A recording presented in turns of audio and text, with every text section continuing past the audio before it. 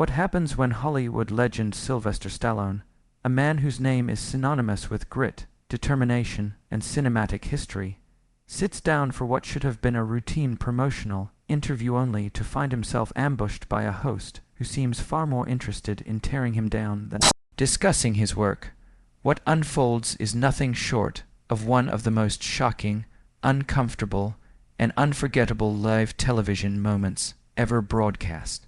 It's a moment where a beloved action icon reaches his absolute breaking point and releases decades of bottled-up frustration right there, in front of a stunned studio audience and millions watching from home. Before we dive into the emotional storm that erupted that day, make sure you hit that subscribe button and tell me in the comments what you think truly triggered this explosive confrontation. Trust me, once you hear the full story, you're going to have opinions. The morning began like any other at the View Studios in Manhattan. The energy in the building was the typical mix of caffeine, nerves, and production chaos. Crew members rushed around adjusting lights, checking microphones, and rehearsing transitions. The place looked exactly as it always did on a live taping day, but no one had any idea that this particular episode would soon be trending worldwide for all the wrong reasons. Sylvester Stallone arrived early, as he always did. For all his fame, he had built a reputation for professionalism, punctuality, and respect for the process. He walked in wearing a navy suit and that familiar calm, almost gentle smile that fans rarely see behind the tough guy characters he plays on screen. His publicist had assured him repeatedly that this would be a friendly conversation, a relaxed, upbeat chat focusing on his latest film project, his enduring Hollywood legacy, and maybe even a few light-hearted stories from the sets of Rocky and Rambo. Nothing, absolutely nothing, could have prepared him for what was about to unfold. Backstage, Stallone reviewed his talking points, sipped a bottle of water, and even joked with a few crew members. There was no tension, no warning signs. He'd done press tours for nearly 50 years. This was supposed to be just another stop along the way. But out on the stage, one of the hosts had a very different plan. From the moment the interview began, viewers could sense something was off. The pleasantries were rushed, the smiles were stiff. Stallone answered the first few questions politely, trying to keep things light. But then, out of nowhere, the host switched gears, fast. She brought up old controversies, took shots at his personal life, and questioned his credibility as an actor, a writer, and even as a father. At first, Stallone tried to laugh it off, giving short, careful answers. He had been in the public eye long enough to recognize when someone was fishing for drama, but this wasn't fishing. This was a full-on attack. She questioned whether his success was overrated, whether his classic films promoted toxic masculinity, and whether his career had been built on luck rather than talent. The audience went silent. The other hosts shifted uncomfortably in their seats, sensing the interview derailing, but unsure how to intervene without making things worse. Stallone sat perfectly still, his jaw tightening with each jab, each accusation. His eyes narrowed the way they do in the quiet moments before one of his characters lands the knockout punch. He tried to redirect the conversation back to the film he was there to promote, but the host cut him off repeatedly, her tone growing more condescending by the second. What pushed him over the edge was when she brought up his family, an area Stallone rarely discusses publicly. She suggested that his personal struggles made him hypocritical. For playing heroic characters and portraying himself as a symbol of resilience. The air was sucked out of the room. You could see it instantly, the switch flipping inside him. He leaned forward, his voice low and trembling, not with fear, but with controlled anger. He reminded her that he had spent decades pouring his heart into his work, writing stories that inspired millions, climbing obstacles that would have crushed anyone else. He explained that his characters came from real pain, real experience, real survival, not manufactured Hollywood glamour. But the host didn't stop. She interrupted again, smirking, asking if the reason he played underdogs so well was because he secretly saw himself as a failure.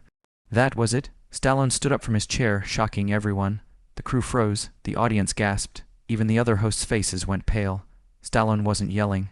His voice was firm, steady, and more powerful than if he had screamed. He laid everything on the table, the sacrifices he made, the ridicule he endured early in his career, the relentless work ethic that built him from a broke, unknown writer into one of the biggest stars in the world. He accused the host of disrespect, of manufacturing drama for ratings, of abusing her platform to humiliate guests rather than uplift them. He told her that real journalism required integrity, not ambushing people with half-truths and aggressive insinuations. He reminded her that behind the fame, behind the cameras, celebrities are still human beings, with families, with vulnerabilities, with lives that can be deeply affected by irresponsible questions and public attacks. The tension was palpable. The studio felt smaller, darker, as if the walls were closing in. Even the cameras seemed to shake slightly as operators tried to keep up with the chaos unfolding before them. The host tried to laugh it off, brushing him aside as overreacting, but Stallone didn't let her get away with it.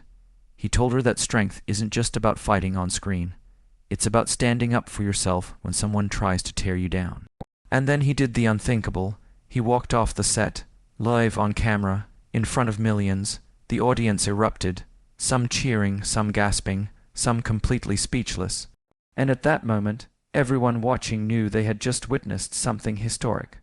A Hollywood titan reaching his breaking point and finally saying enough. The 70-something-year-old actor, still remarkably maintaining the powerful, chiseled physique that made him a global icon, sat calmly in the green room makeup chair.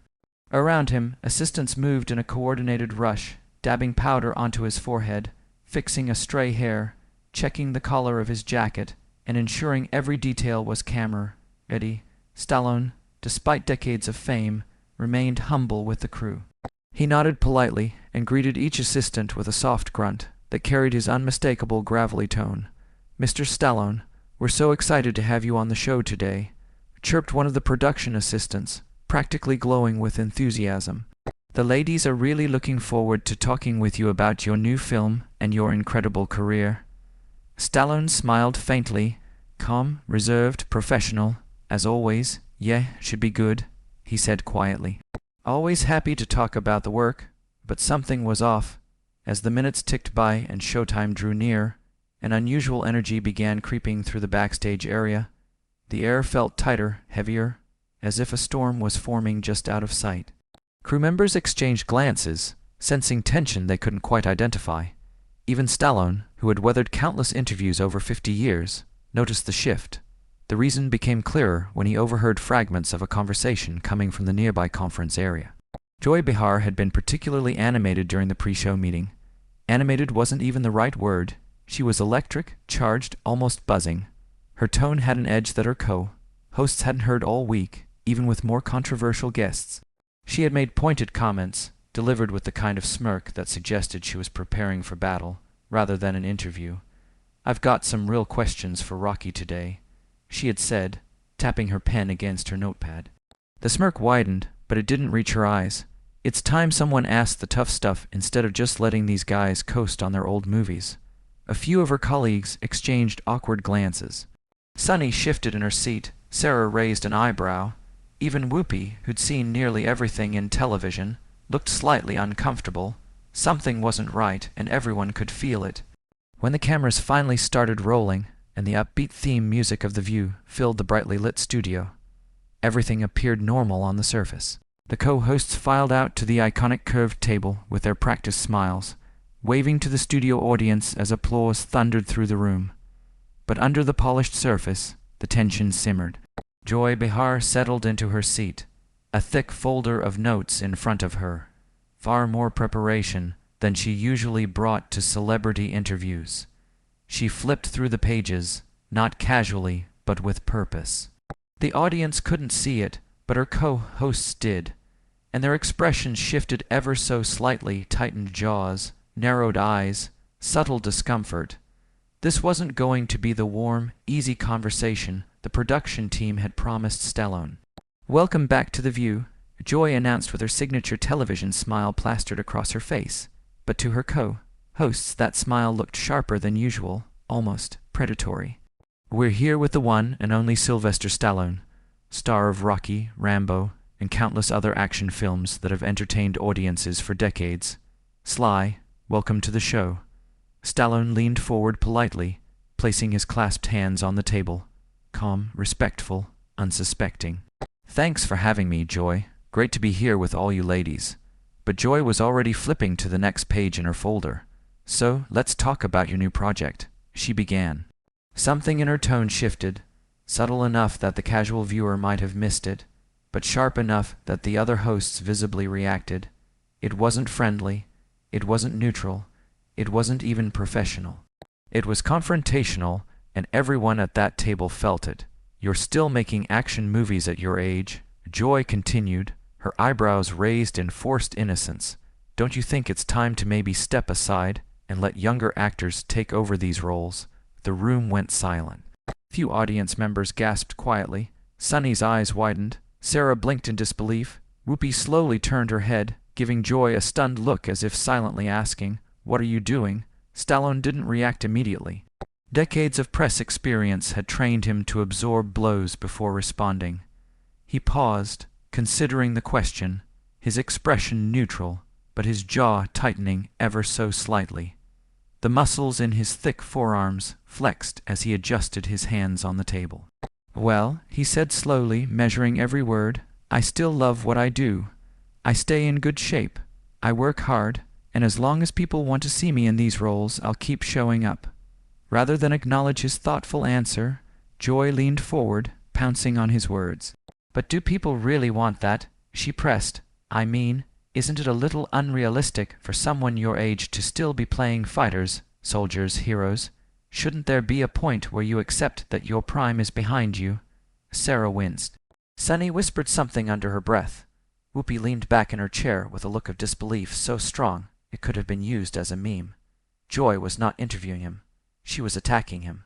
The tension thickened. Stallone's eyes narrowed almost imperceptibly, a tiny sign that only long-time fans would recognize. The same look Rocky gave right before stepping back into the ring for one final round. He had come to promote a film. Joy had come to start a fight, and everyone watching, inside the studio and at home. The question hit the table like a bucket of ice water, dumped straight into the middle of a warm, comfortable conversation. Even Whoopi Goldberg shifted in her chair, the slight widening of her eyes betraying just how far Joy had stepped outside the pre-approved script. Sarah Haynes shot a quick, almost panicked look toward the producer's off-camera, one of those silent pleas that said, "This isn't what we rehearsed. Someone fix this." Stallone kept his expression steady, but anyone familiar with him, anyone who had watched him in interviews for years, recognized the subtle tightening around his eyes, the small flare of tension in his jaw. Signs that he was absorbing the blow, not ignoring it. "Well, Joy," he began, his voice calm but carrying the weight of someone choosing his words carefully. "I think as long as audiences want to see the stories, and as long as I'm physically capable of telling them, age is just a number. I mean, Clint Eastwood was still making westerns well into his 80s. Joy didn't even allow a moment for the comment to settle. "But Clint Eastwood is Clint Eastwood," she snapped, leaning forward with a tone sharp enough to cut glass. "And let's be honest, your recent films haven't exactly been setting the box office on fire. Isn't this more about ego than actual audience demand?" A collective shift rippled through the studio audience, like a wave of discomfort.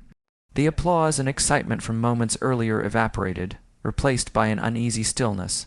A few people exchanged concerned glances, others simply froze. Stallone's jaw tightened again, but he kept his composure, years of Hollywood pressure molding him into a master of restraint. "I think the numbers speak for themselves," he replied smoothly. "The Expendables franchise has been successful. Creed revitalized Rocky for a whole new generation, and people still connect with these characters. I'm not making movies for ego. I'm making them because there are stories worth telling." But Joy had no intention of letting up. With exaggerated flair, she flipped through her notes, pages of highlighted lines, printed articles, and scribbled questions that seemed far too targeted for a simple celebrity interview. It was the kind of preparation someone did when they weren't interviewing a guest. "But prosecuting one, speaking of Creed," she continued, sliding her reading glasses on, "wasn't that really Michael B. Jordan's movie? I mean, you were basically just there for nostalgia value, right? Playing the same character you created 40 years ago." Whoopi gently, almost desperately, jumped in. "Joy, I think what we're all curious about is how Sly keeps himself in such incredible shape for these demanding roles. It was a lifeline, an attempt to pull the conversation back into safe waters. But Joy swatted that lifeline away without hesitation. "No," she said flatly, turning her head but never taking her eyes off Stallone. "I want to hear his thoughts on this, because it seems to me like Hollywood has a real problem with aging male stars who just can't accept that their time has passed." The audience gasped. One woman in the front row actually covered her mouth with her hand.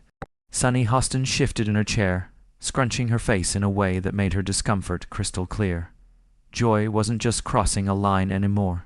She was sprinting past it. They keep coming back to the same well. Joy continued, stabbing the air with her finger, over and over again, instead of making room for fresh talent. A silence settled so heavy it felt physical. Stallone's hands, still clasped on the table, tightened enough for his knuckles to turn white. But his voice, when he finally spoke, remained controlled. There was a new undertone to it, though, a tension beneath the surface, a warning. "Joy," he said slowly, each word deliberate, "I'm not sure what you're trying to get at here, but I've spent 5 decades building characters that mean something to people.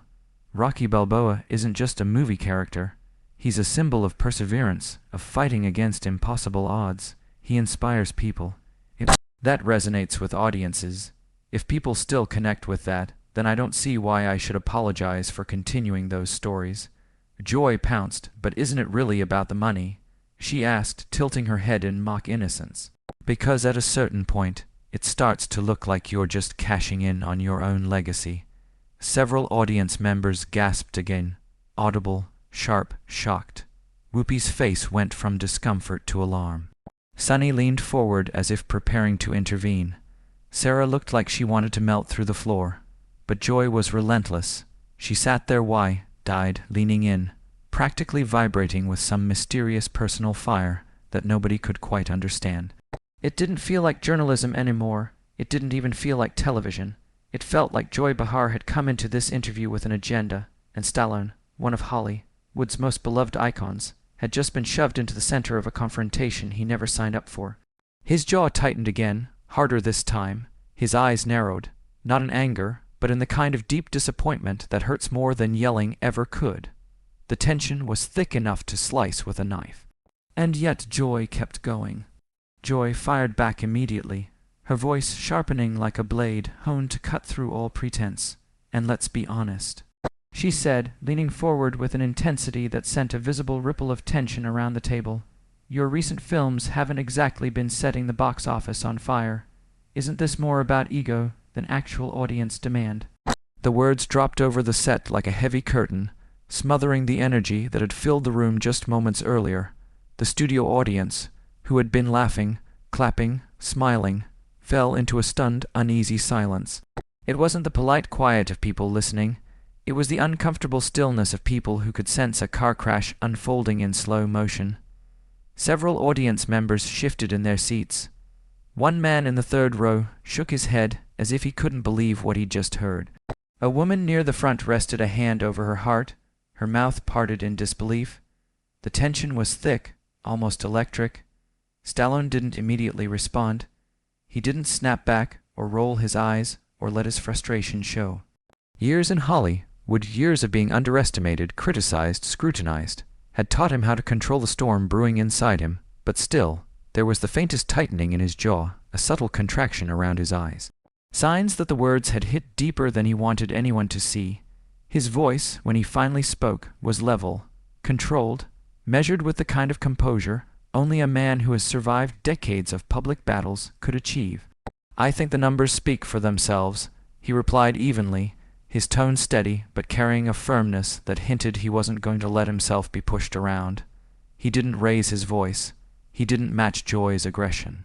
He didn't lash out. Instead, he leaned into his professionalism like a shield.